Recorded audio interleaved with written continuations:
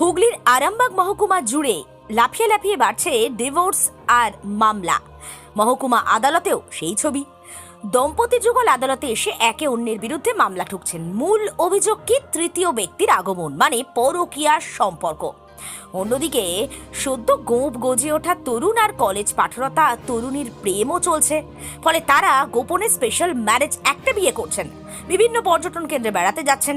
কদিন যেতে না যেতে সে বিয়ে দ্রুত ভেঙে যাচ্ছে। সম্পর্ক বদলের এই চিত্র ঘিরে বাড়ছে উদ্বেগ। সমাজের জন্য এটা অত্যন্ত নেগেটিভ একটা বার্তা দিচ্ছে, এমনটাই মনে করছেন বিশেষজ্ঞরা। সমাজতাত্ত্বিক থেকে মনোরোগ বিশেষজ্ঞ প্রত্যেকেই উদ্বিগ্ন। ভারতে পরকীয়া ফৌজদারি অপরাধ নয়। শীর্ষ আদালতে 2018-তে এই রায় দেয়া হয়। পরকীয়া সম্পর্কের জেরে বিবাহ বিচ্ছেদ হতে পারে, কিন্তু পরকীয়ার জেরে অপর পুরুষের বিরুদ্ধে অভিযোগ করা বা তাকে অপরাধী দাগিয়ে দেওয়া যাবে না। দাম্পত্য সম্পর্কে এই সম্পর্ক কোনো প্রভাব ফেলছে কি, তা নিয়ে আইন মহলে জল্পনা শুরু হয়েছে। ডিভোর্স মামলার ক্রমবর্ধমান সংখ্যা বৃদ্ধি সে প্রশ্ন আরো উস্কে দিয়েছে। আরামবাগ মহকুমা আদালতে 2020 পর্যন্ত বছরে 200-র মতো ডিভোর্স মামলা হতো, এখন সেটা বেড়ে 400-র বেশি। গত 2021 থেকে 25-এর মধ্যে সংখ্যাটা 1000 পেরিয়েছে। প্রতি মাসে গড় মামলার সংখ্যা বেড়েছে। বিয়ের ক্ষেত্রে অনলাইন রেজিস্ট্রেশন বাধ্যতামূলক। পরিসংখ্যানে গত 5 বছরে ডিভোর্স মামলার ঊর্ধ্বমুখী গ্রাফ দেখে তাজ্জব আদালতের আইনজ্ঞরা। সোশ্যাল ও স্পেশাল ম্যারেজ আইনে ডিভোর্স মামলা এলেই কাগজপত্র খুঁটিয়ে দেখা হচ্ছে।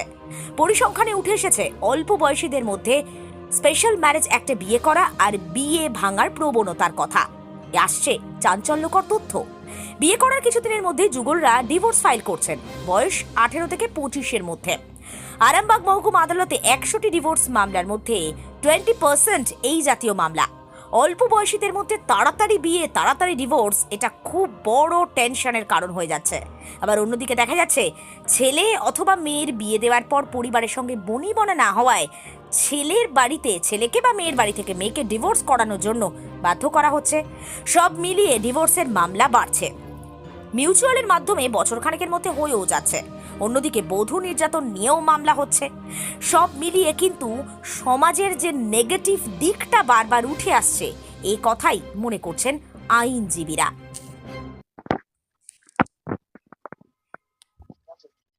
আমি আমার মামা, মাসি, ছোট মাসি ওদের বিরুদ্ধে নালিশ জানাবার জন্য এসেছিলাম। কারণ আমার সংসার আমাকে করতে দিচ্ছিল না ঠিকঠাক ভাবে। বলছে যে আমার সম্পত্তি ওদেরকে লিখে দিতে হবে। তারপরে বাড়িতে এসে হুমকি দেয়া, বলছে যে আগুন লাগিয়ে দেবে, বিয়ে 10টা হয়, এরকম বিভিন্ন ধরনের কথা বলছে। আমাকে ওখান থেকে নিয়ে চলে আসার জন্য জোর, বাড়িতে গিয়ে রীতিমতো ঠেট জানাচ্ছে, বিভিন্ন ধরনের কথাবার্তা বলছে।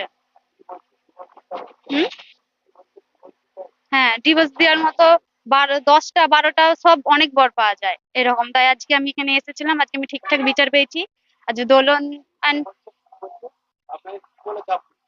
চাপ দিচ্ছে যে আমাকে বাড়ি চলে যেতে হবে, আমাকে 10টা বিয়ে দিয়ে দেবে, তার এই বরটাকে ছেড়ে দেওয়া যায়, একে ছেড়ে দাও, আর 10টা বিয়ে দিয়ে দেবে। মনে হচ্ছে, আমার যেটা মনে হচ্ছে ডিভোর্সের জন্য এরকম করছে। অথচ আমার দেখাশোনা করে সম্বন্ধ করে বিয়ে হয়েছে, তাও ওরা এরকম করছে। আমি চাইছি আমি আমার শ্বশুর বাড়িতেই থাকবো, ভালোভাবে সংসার করতে চাই। তাই আমি আজকে ওদেরকে নিয়ে মানে ইয়েতে এসেছি, পুলিশ থানাতে। হুম, এরকম করাটা উচিত নয়। যদি আপনি নিজে ডিসিশন নেন যে আমি বিয়ে করবেন, তো সেইটাতেই, যাকে বিয়ে করবেন তার সাথে থাকতে চান, তো সেইটাই সাথে মানে মত থাকা চান। না না, আমার দেখাশোনা করে বিয়ে হয়নি। আমার সবারই সাথে মানে সবাই ঠিক করে তারপরে বিয়েটা দিয়েছে। দেখাশোনা করে, ও দেখাশোনা করে বিয়ে হয়েছে।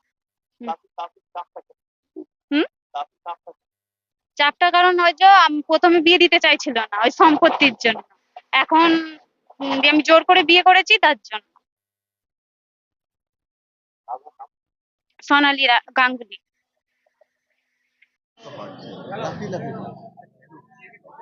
এইটার একমাত্র কারণ আমার যেটা ব্যক্তিগত মতামত, যে সামাজিক অবক্ষয়। এইসব ছেলে মেয়েদের হাতে তারা না চাইতেই অনেক কিছু পেয়ে যাচ্ছে, এবং নিউক্লিয়ার ফ্যামিলি, সেই নিউক্লিয়ার ফ্যামিলিতে একটি দুটি করে বাচ্চা, তাদের আবদার মেটাচ্ছে বাবা মারা যদি একটু সচেতন হয় এবং তারা যদি একটু রেস্ট্রিক্টেড হয়, তাহলে এই বাচ্চাগুলোর প্রতি তারা যখন এজেড হচ্ছে বা নাবালক থেকে নাবালিকা থেকে সাবালিকা হচ্ছে, এবং আমরা দেখতে পাচ্ছি যে নাবালিকা অবস্থাতেই অনেক কিছু ঘটনা ঘটাচ্ছে, সেইটাই পরবর্তীকালে সাবালিকা অবস্থাতে তারা বিয়ে করছে।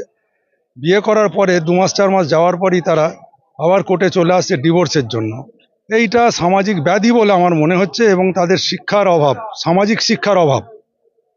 তাদের হয়তো পুঁথিগত শিক্ষা আছে, কিন্তু সামাজিক শিক্ষাটা অভাবটাই আমার কাছে মনে হয় সবচেয়ে খারাপ। এবং সেটা যদি বাবা মা একটু সচেতন হয় তাহলে এটা কিছুটা রোধ করা যাবে, এবং পারিপার্শ্বিক সমাজ ব্যবস্থাটাও যদি আমরা পাল্টাতে পারি আস্তে আস্তে, তাহলেও কিছুটা পরিবর্তন আসতে পারে।